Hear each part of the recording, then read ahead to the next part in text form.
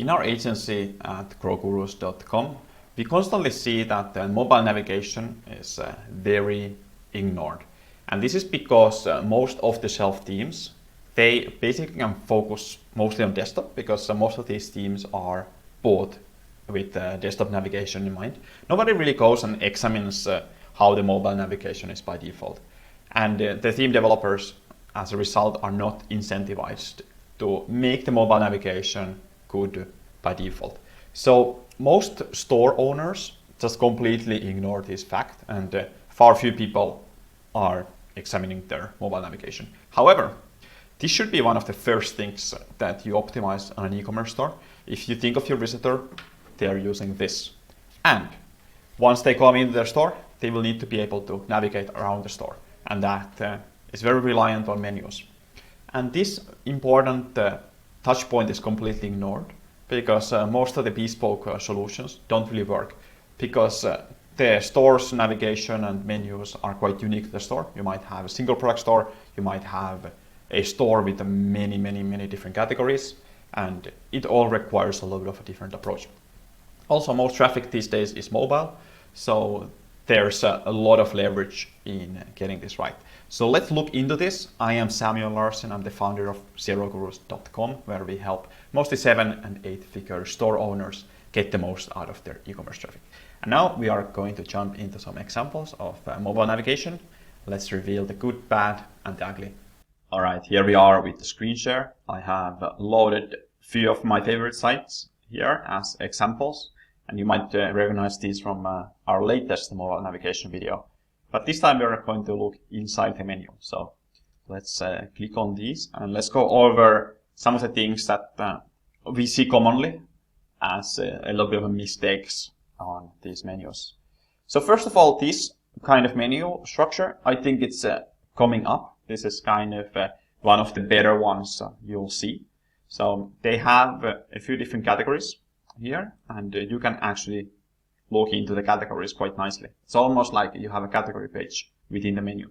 It's very focused on shopping, so it's meant to guide people to the right products.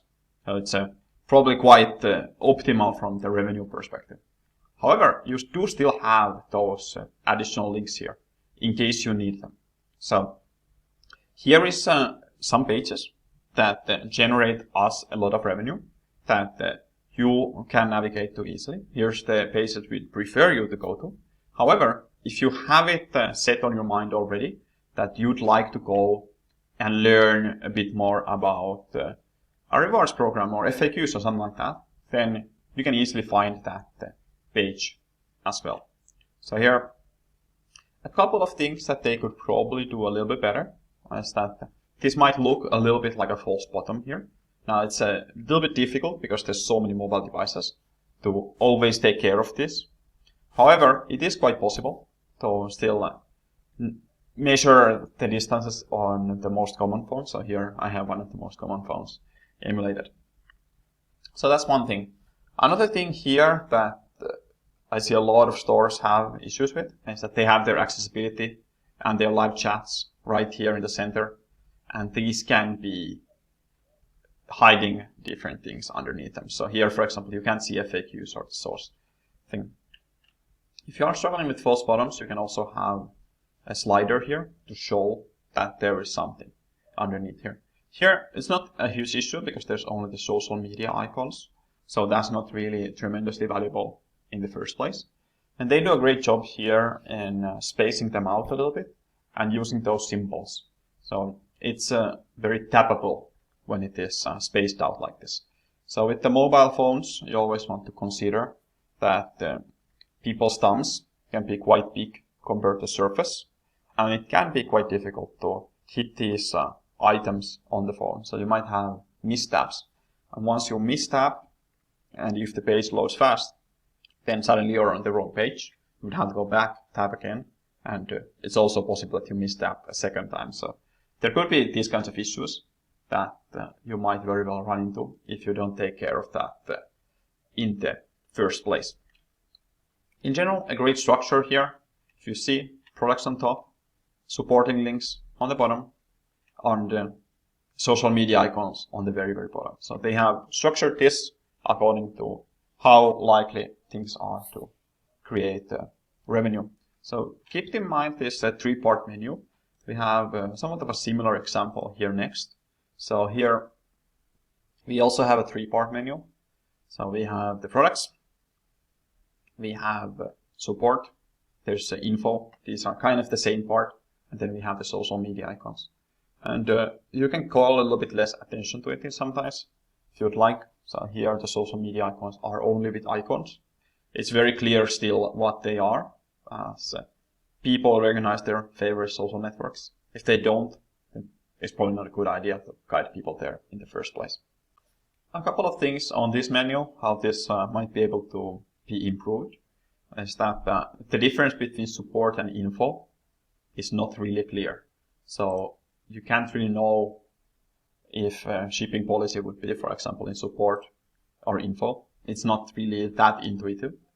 Or whether the contact us page would be on the info or support. So with the menus, especially these menus, you'd want to have the structure where they are clearly mutually exclusive, but you still have all the same links as you have on the desktop version. So they are in a way collectively exhaustive.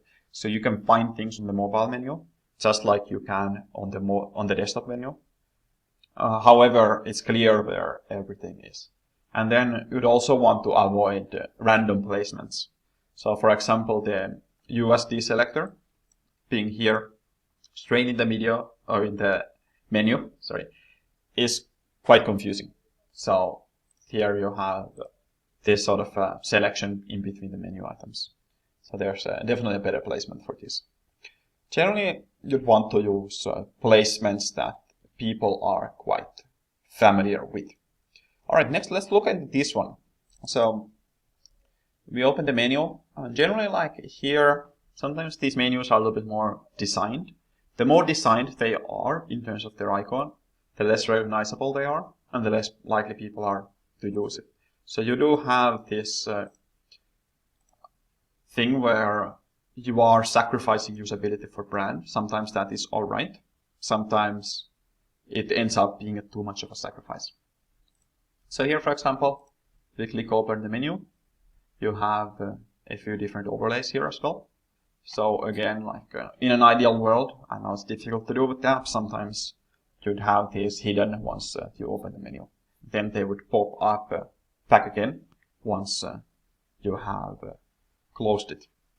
It's also important to think through how things would look. So for example, this gift icon might look very attractive to look into. Okay, what's in the box? And then it gets people sidetracked into different things. So now they would have to learn about some kind of reward program and possibly join that before purchasing. So then makes the journey more complicated. However, this menu on the top structure is very well designed. So you see, like you open it up, nothing changes on the top side except there's now a search. And then there's this three-part structure that we have seen on the other ones as well. It's very clear in terms of the menu items. This where's the more info, then is the products, etc. And what's going to happen on these clicks. So these are decisions that they took, that they're actually not going to have the main category selectable. They're just going to have people go through this menu. And then there's a category here, which I think they mistyped here on sleep, or here they have the column type of thing. So you can still click on the main category. It's just on the second level. And looks like this is actually on the product page, so it's not a category page. But you can also use that as a category page. Usually it says all products or all category products. So if it's a column category, all column products or something like this, to identify to people that this is the column category. Now, in general, with the menus as well, you'd want to consider whether they are structured from the most important to the least important. And this is a very common thing that we see, that there's just going to be a random order in things. So for example, here we have a little bit of a jump between the categories. So you have some ideas, you have some rooms, and in between you have awards and rewards. So it doesn't really follow a logical path. Or you might have different examples here where you have your About Us before your Contact Us page. Most people would be more interested in the About when they are shopping than the Contact. If they really want to contact, they would be able to check it after the About. So there's these opportunities to also kind of get it wrong from that perspective as well. So that's an important optimization because it just makes everything easier. Then of course, you can also look for these common false bottoms. So like here, it's another false bottom. It really looks like this menu is not scrollable. And then another thing I want to show is this split between categories. So this is becoming quite a bit more popular. And it is a more custom solution. But if you have clearly 2 or 3 target audiences or product categories, similar to Truff, you can then start thinking here of using this kind of menu. And I think in many cases, it can be a game changer. It's a big investment to do that, but it's adopted by many major companies for a reason. It just makes things quite simple when you have this thing. And then you can have your non-shopping menus added to the bottom with drop-downs. The idea here with the drop-downs is that you can call less attention to them, but they still exist. And another thing that is coming up is having scrollability in these menus as well. So if you see, for example, on, I believe it's going to be here. In this example, you can scroll between the different categories like this. And it can be a great way to show inspiration on products. So menus are becoming a lot more like category pages, and people are knowing now how to use these scrollable elements. So they are becoming the new normal or the default.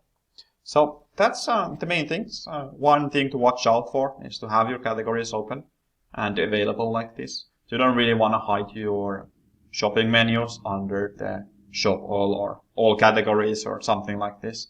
You'd want to call attention to this. So these were some of the tips for the mobile navigation optimization.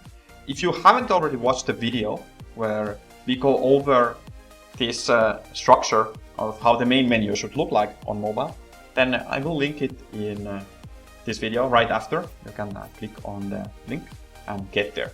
If you haven't already subscribed, make sure to do so, and definitely like the video. It helps me get super motivated to make these videos for you guys and help you on your e-commerce journey and make more money. Also, your selfish interests are taken into account. When you like and subscribe to this kind of content, YouTube will promote you more e-commerce content that will make you money. Thank you very much for watching. I'll see you in the next one. Make sure to click on the video. Cheers.